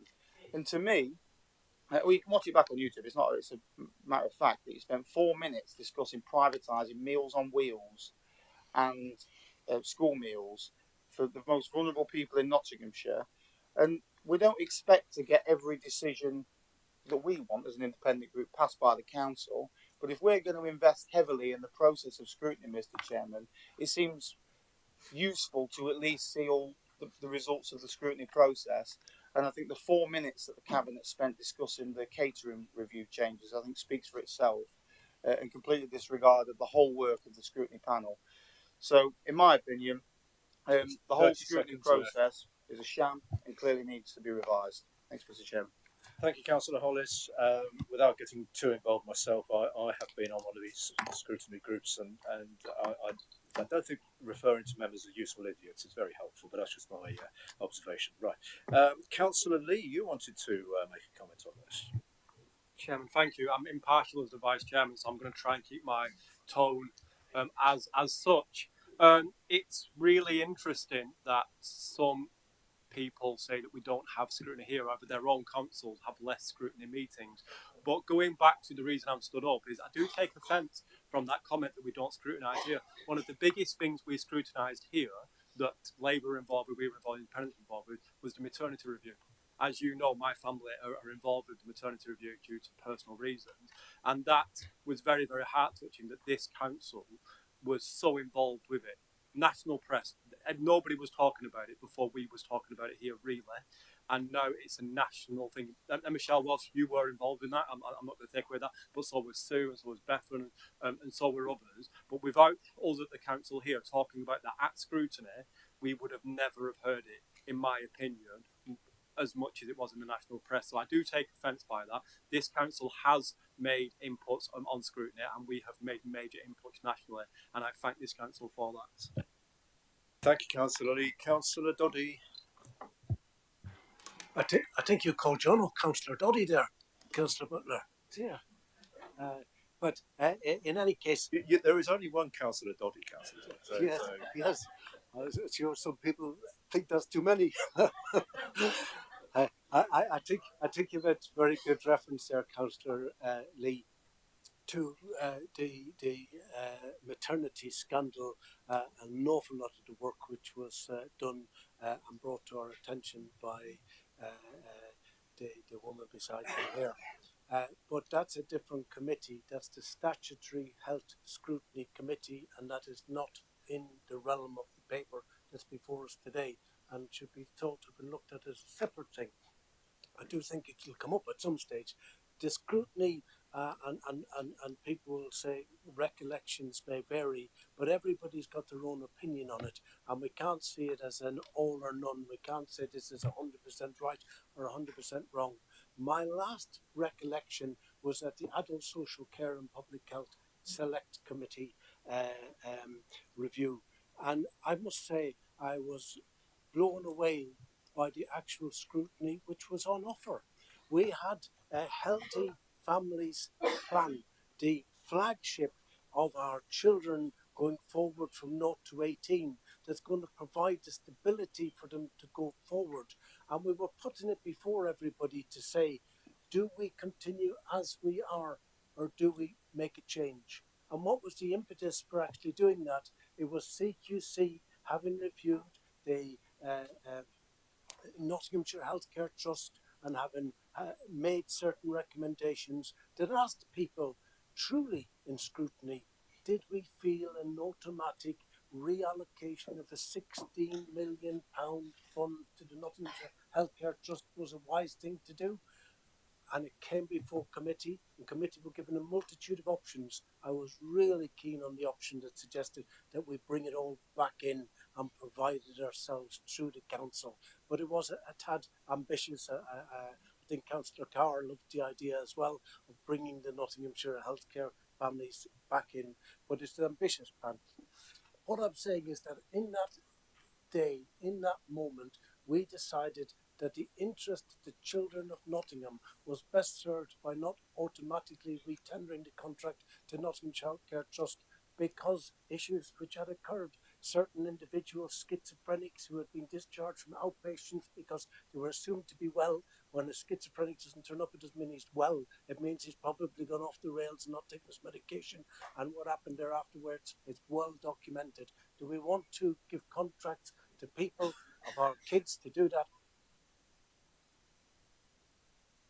This was Nottinghamshire Healthcare Scrutiny working exceptionally well. And when it works well, Chair, it works very well indeed. And on that day, I was exceptionally proud of our Scrutiny Committee. Thank you. Thank you, Councillor Doddy. And just a reminder, colleagues, we're just noting this report and we're not going over the items that have already been scrutinised. So just please bear that in mind. Councillor Fold. Thank you, Chairman. I just wanted to raise as well the point that I think Councillor Guilford well made very well. The attendance of the working parties and the Task and Finish group is poor. There's no doubt about that. I mean, the cost of living one in particular. I mean, some of them it was just you, Councillor. It wasn't me and Glyn. Sometimes it was just me and Glyn. I don't ever remember anybody from the independent group attending the cost of living kind of task and finish, for example. If we're going to do these kind of task and finish groups, we've got to have proper participation, and that's when it works best, isn't it? That's when it works absolutely best. The issue I wanted to raise here is, can we please look at task and finish groups as part of the Council Scrutiny Review and the working parties, whatever you want to call them, to see how we can make them work better? Because one of our frustrations with the cost of living review one, and I know this was mentioned by Councillor Hollis a while back, is what is the point of them? What impact do they really have? And I've really not seen very much, certainly from the cost of living review one. It was good that we heard a lot about what was going on in the council, that we know a lot was going on in the voluntary and community sector, which is great. We can find that out by an officer briefing. We don't need to have this kind of setup. So if we can properly review the role of task and finish groups to enable more members to want to kind of come along and feel that it's worthwhile to come along, I think that would be a very useful exercise. Thank you. Thank you, Councillor Fold and Councillor Carr. Thank you, Chairman. I have always been a supporter of meaningful scrutiny. And I think, Councillor Foll, you picked up on that. What's the point of discussing something if you've got no control over it? But there you go. Scrutiny in this council will never be robust so long as councillors aren't able to see all the facts. As a borough councillor, if I receive papers for a meeting and there's an exempt item, as councillors, we get the exempt item information publicly. They can't produce it because it's covered by the law. At this authority, if I ask to have a look at the exempt information, I'm asked, why do you need it? Well, the reason why I need it is because I'm an elected representative of the people of Beeston, North and Brankers. You're all representatives of the people, so as such, you should have all the information that other people have got. And I brought this up at the scrutiny review that we had after the overview committee, and a senior Conservative actually said, well, I don't agree with that, wait for it, because opposition groups might try and make political capital out of it. So they can know the information, but the Labour group and the independent group can't have the information. That is ridiculous, and it's bordering on corrupt. That needs to change if scrutiny and clarity is going to be the rule of the day in this authority. Until it's sorted out, then you cannot talk about scrutiny being effective, because it clearly isn't. Thank you. Thank you, Councillor Carr, and we move on now to Councillor John Clark, please. Yeah, thanks, Mr. Chairman. Very quickly, it's just a question on have the scrutinies to the chair to Gloria really. In the future, are we going to look at the water companies as part? See the floodings there, but are we looking at what happens after the flooding? Because we're still getting all this sewage. It was a nice thing for everybody to throw about the big chamber in Westminster and probably here, but we do have to settle down and try and sort out. It might need the water companies, they make a fair amount of money, but they may need to have some assistance from government. We need to get the MPs to lobby to try and solve it, because we're quietly being poisoned. And as Councillor Dudley will see people, that have had this contaminated water, etc. But it's all over the country. So I wonder if there are any plans, Mr. Chairman, to put that into it. Thank you. Thank you. I'm sure Councillor Elliott has picked up that point and heard your request. Councillor Mike Adams. Thank you, Chairman. Yeah, I don't want to go over too many points. I know Councillor Elliott's going to wrap up, but I do just want to focus on one point which was made by Councillor Hollis around the scrutiny review of catering and facilities management service, which includes, for those listening, the school dinners side of it. And I don't recognise his point about part privatisation. It's a very simple look up. It will take 30 seconds. Get yourself an Oxford Dictionary, have a look at the definition of privatisation. This was an option, I admit, on the actual scrutiny review in the actual task and finish group, but it was one that was turned down. Privatisation is the transfer of a business, industry or service from public to private ownership and control. What the decision was taken, and again, the working group suggests recommendations. It doesn't actually make decisions, but the recommendation that went to the cabinet member was for a partnership. A partnership is an arrangement between two or more people to oversee business operations and share its profits. Thank you, Chairman. Thank you, Councillor Adams. Councillor Welsh. Keep trying. Thank you, Chairman. This chamber will already know that I absolutely love scrutiny. I think it's absolutely vital to the function of this council, and actually the more scrutiny the better as far as I'm concerned. There has been some concerns in the past when I've asked for papers that were apparently I couldn't see and yet were available for other members to see, and I do think that needs to be dealt with as a matter of urgency, given the fact that in the legislation it actually says as an elected member you are entitled to it. That is a worry if that is still happening in this county council. We can all shake hands, but genuinely that is a very, very serious worry and a very serious issue. And I also stand to just to go at what Councillor Lee said. First of all, he was very brave in that scrutiny meeting when he stood up and spoke about his own experiences and his family's experiences. And I know it's not an easy thing to do, but what I would say, it wasn't myself or anybody in this room that got that review with Donna Rockington. It is the families that even now continue to stand up and go over and over again, which are the most horrendous stories and accounts of what has happened to them and the way that it has destroyed lives. This is the biggest maternity scandal in the whole of the NHS history. And as a Member of Parliament, I spoke with the families to pass on the message from me that as a Member of Parliament, I don't wish to interfere with what those families are doing with regards to that campaign. But I have reassured them that as a Member of Parliament, I'll keep fighting for better maternity services and a proper inquiry into what has happened in Nottinghamshire. But I think it is really important.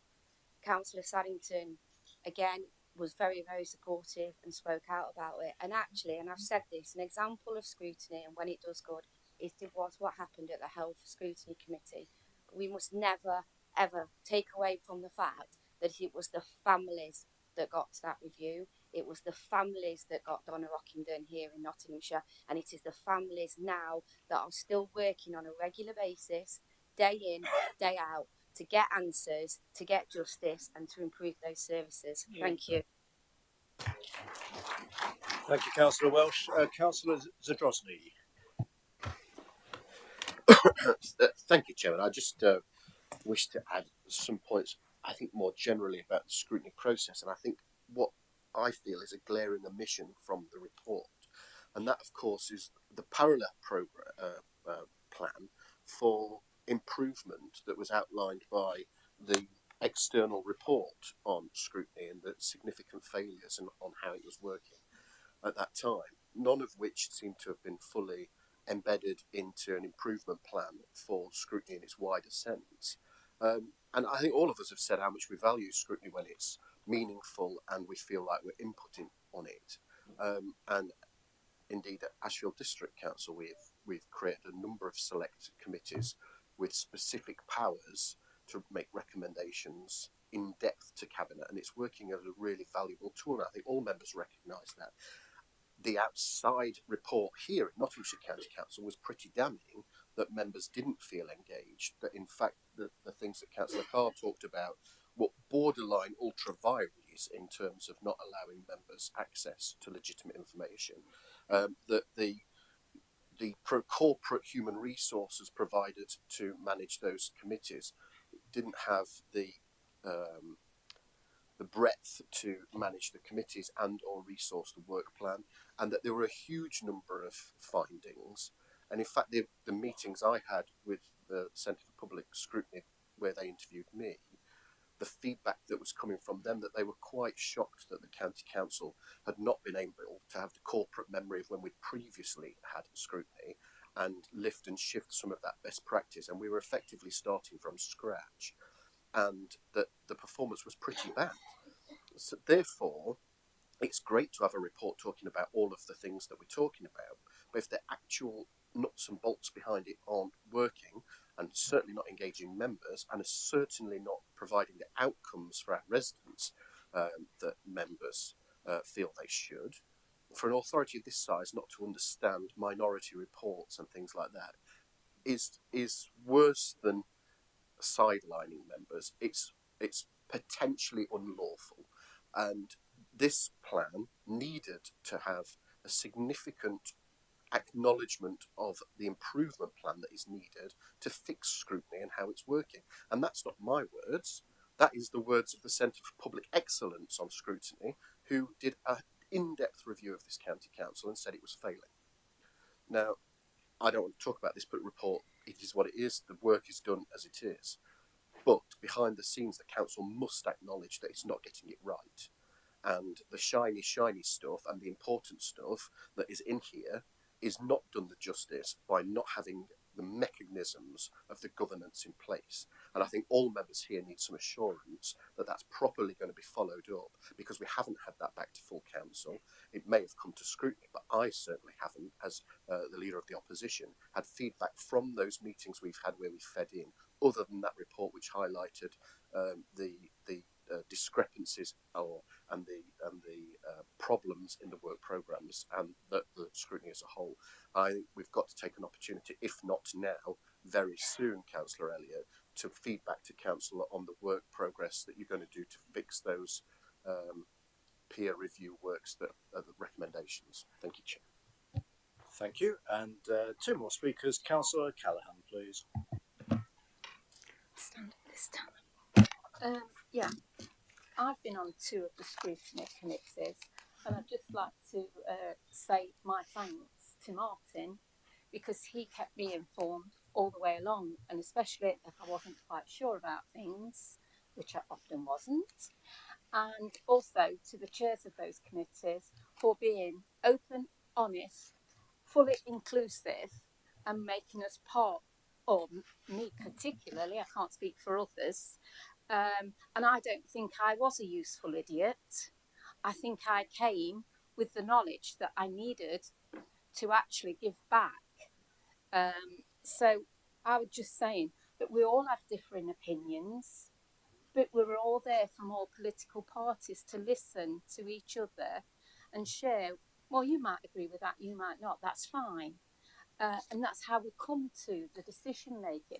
And it was to take back to Cabinet what we'd seen and what we'd felt was that for the best interest of the residents of Nottinghamshire.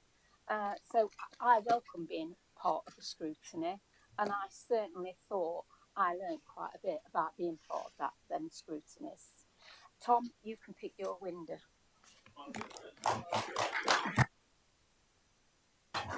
Thank you. And finally, Jason, finally, Councillor Purdue-Horan.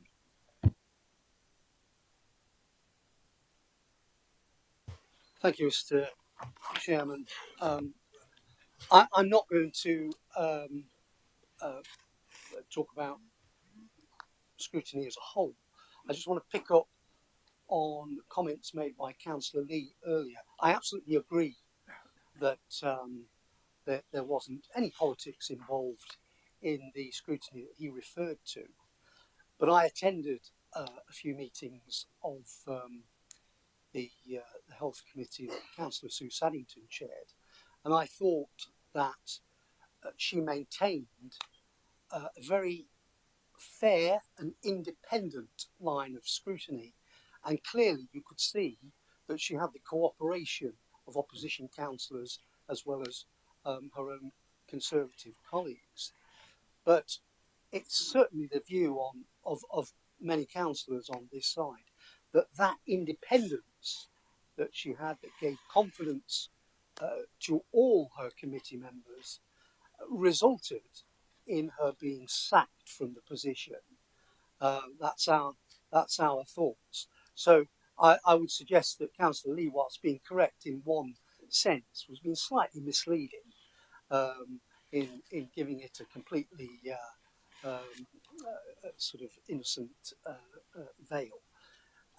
She paid the price for being absolutely down the line with integrity, and that is the price sometimes of politics. And the powers that be that removed her removed perhaps a shining light on public services that were of great public importance.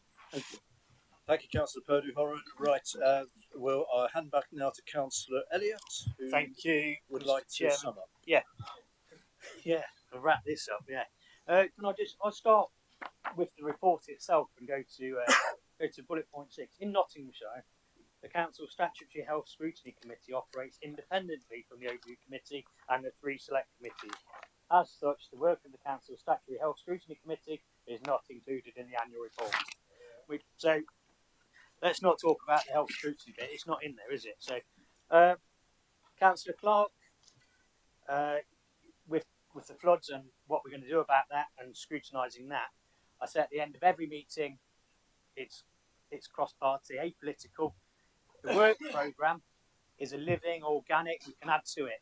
And we always take recommendations. Martin, the officer, will write down the recommendations, anything to add to the work programme. So by all means, have a word with your members and get it put in there, and we'll add it. We can see which committee that goes to, or whether it comes to overview. Councillor Welsh, thank you for your comments. Councillor Carr, activity, and for Councillor Zodrosny, activity around all the recommendations is now being carried out. This is from the scrutiny review. This activity will further embed and strengthen the scrutiny function. Will be there, and we're going to use all those recommendations in the up and coming year. As we said in the report, it's new. We're still doing it, aren't we? Councillor Callahan, some lovely positive words there. And if you've got positive engagement there from a member who wants to participate, you get positive scrutiny and you get good outcomes. Yeah. Councillor Hollis, not helpful, is it, when you're calling other members? A bit of respect, please. Useful idiots. Not helpful comments at all. But let's go back to the Catering Facilities Management Service review. The review report from the Task and Finish review included in detail the dissenting views of Councillor Hollis. The entire report, including the dissenting views, was considered by the Cabinet Member for Communities and Public Health in advance of them providing their response to recommendations. All your dissenting views are in that report, all used. Put there to Council. Right, I think that's about it, really. We've had long enough on it, so Councillor Lee, thank you for your comments, but that was the health scrutiny. It's been moved and seconded, so hopefully you'll all support it. Thank you. Thank you, Councillor Elliott. Well, this, as mentioned earlier on, this report is for noting only, so we have noted that report. So we move on now to, well, item 9, the East Midlands Combined. So Ben is. Sure.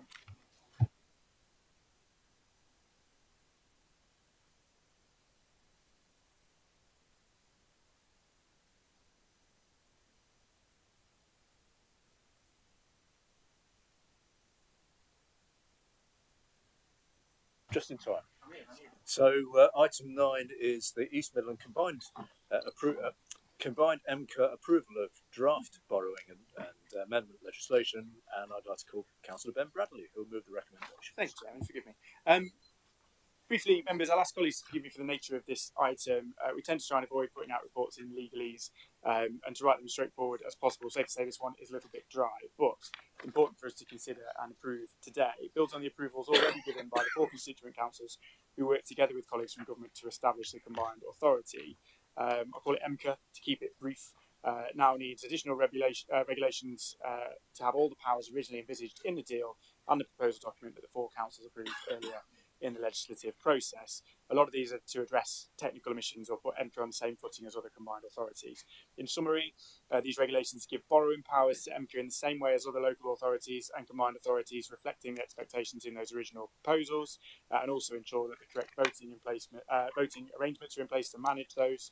They confer what's known as a general power of competence, limited to economic development and regeneration functions, to EMCCA, which it gives them the appropriate legal authority to deliver key aspects of those programmes, like to manage grant funding, for example, and that's consistent again with powers granted to other combined authorities. It gives power for the mayor to delegate their mayoral powers to a committee of their choosing, again consistent with powers in other areas. And other changes are set out in paragraphs 15, 16 and 19 of the report related to voting arrangements, including the potential for non-constituent members of the combined authority to be granted voting rights in EMCCA committees, rectifying an error in the regulations. So whilst these things are largely around rules within EMCCA, because they affect the legislation, we as constituent members have to approve them. Finally, I'm asking colleagues to agree a delegation to the Chief Executive to be able to finalise and resolve any minor technical issues in consultation with myself and the legal team, and subject to all 4 authorities agreeing. It's intended just to be able to ensure we are able to accommodate any legal tweaks, and the real reason or key reason is that it allows us to take this forward at this point instead of me having to drag you all back here in 2 weeks for a special meeting to approve the final version. Hopefully that's a decent summary, Chairman, and I'll ask members to consider and approve these next steps to help get us to continue to get EMCCA up and running so that it's able to deliver all the potential and investment that we expect and hope for. Thank you, Councillor Bradley. And Councillor Lawton, you'd like to second this? Thank you very much, Mr. Chairman. I formally second the motion. Thank you very much. Do we have any speakers? Councillor Zadrozny and then Councillor Creamer. Thank you, Chair. I was just wondering if the leader would accept an invitation under the delegation part to himself and the Chief Executive, that not formally but by agreement any of those delegations would be communicated prior to a decision being made with myself and Councillor Fold, just so that we're up to speed on it. Okay, thank you. And Councillor Creamer. Just a short question, Chair. And discussing what we've just been discussing, scrutiny, I just wonder in the future who will be scrutinising the budget and how it's spent. Will it come back to individual councils, or will there be a body set up? So it's a simple question. Thank you. And Councillor Bradley. Councillor Lawton, you reserved your right, didn't you? Do you want to? No. Sorry, no, you didn't. Beg your pardon. Councillor Bradley. Thank you, Chairman. In answer to Councillor Joyce's question, yes, very happy to make sure that that's communicated and Chief Executive will take that away and make sure that we do that.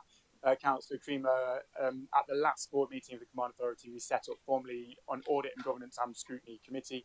Members from this authority will sit on those committees, and they are having their first meetings currently to set their forward plans. So the EMCCA budget will be scrutinised there, but by members of constituent and non-constituent authorities as well as others. There are just 2 technical legal points that need to be a little bit further clarification as we take this forward. So it should be relatively minor and quick, and we'll communicate that as discussed. Thank you, Chairman. Thank you. So we've had the report moved and recommended as shown on page 78. Can we have a clear show of hands, please, for those in favour?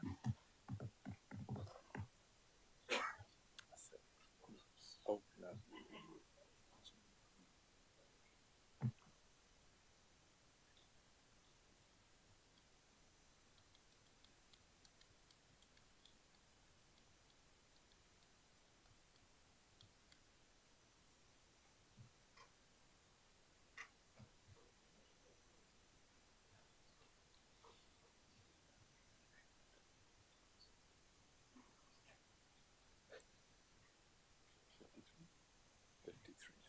Is anyone against?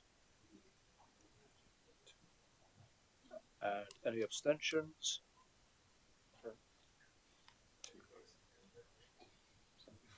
So thank you very much. So the motion is carried by 53 votes in favour, 2 against and 2 abstentions. Thank you. We'll move on to item 10. This is the proposed amendments to the Constitution, and Councillor Philip Owen will move the recommendations. Yes, thank you, Chairman. We need to talk about the Constitution again. On this occasion, you can blame the Chief Executive. And bear in mind, I am simply the messenger this morning. And the reason is that the Chief Executive has juggled his senior staff and responsibilities. You will see the proposed changes to the Constitution, the proposed changes that back up those organisational changes at the bottom of page 81, where we are told that the corporate directors are no longer going to be corporate directors. They are going to be elevated to executive directors, and you can see their chests swelling with pride at that prospect. And you can also see that and I hardly dare mention this, that the public health responsibility is going to be transferred from adult social services into place. So potholes and public health go hand in hand. At the moment, it hasn't been resolved as to where public health will be scrutinised. That will be subject to a report going forward, probably to governance and ethics. At the same time, we are taking the opportunity to update the code of conduct. If you recall, or if members recall, it was agreed that the code of conduct that we would implement here in Nottinghamshire would reflect the LGA model code of conduct. Now, the LGA have not recommended changes to the conduct, the model code of conduct.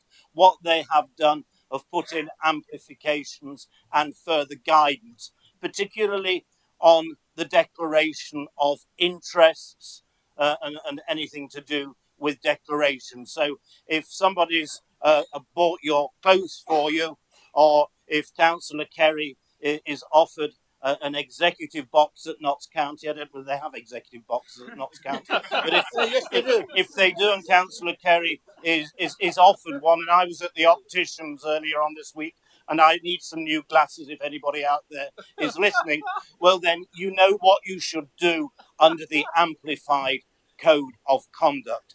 I think it's all fairly uncontroversial, and I trust it will go through without questions on the nod. Thank you, Chairman. Thank you, Councillor Owen. And Councillor Bailey, you wish to second the second report. Yes, and okay, thank you. And do any speakers? Okay, so Councillor Gowland, please. It's a really quick question. Can you just give us a timescale for sorting out the scrutiny of public health? I think it's a really important question.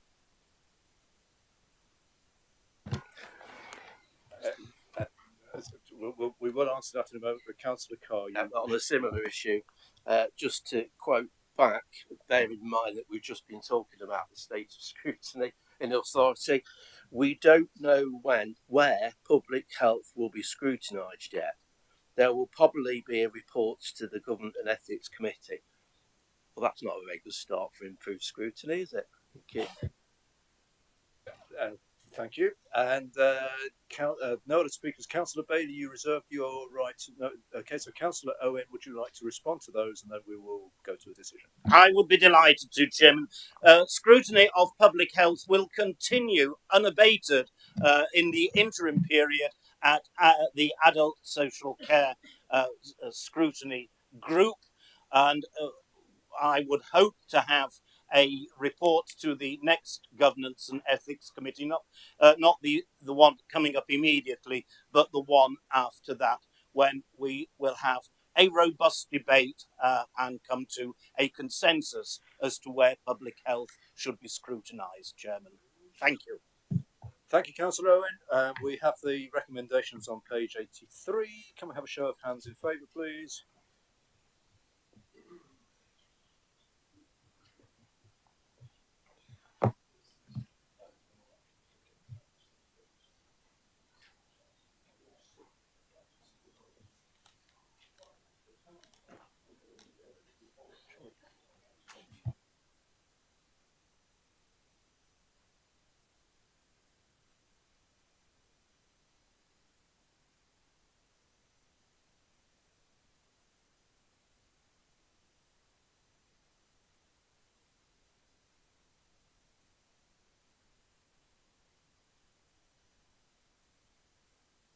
Anyone against?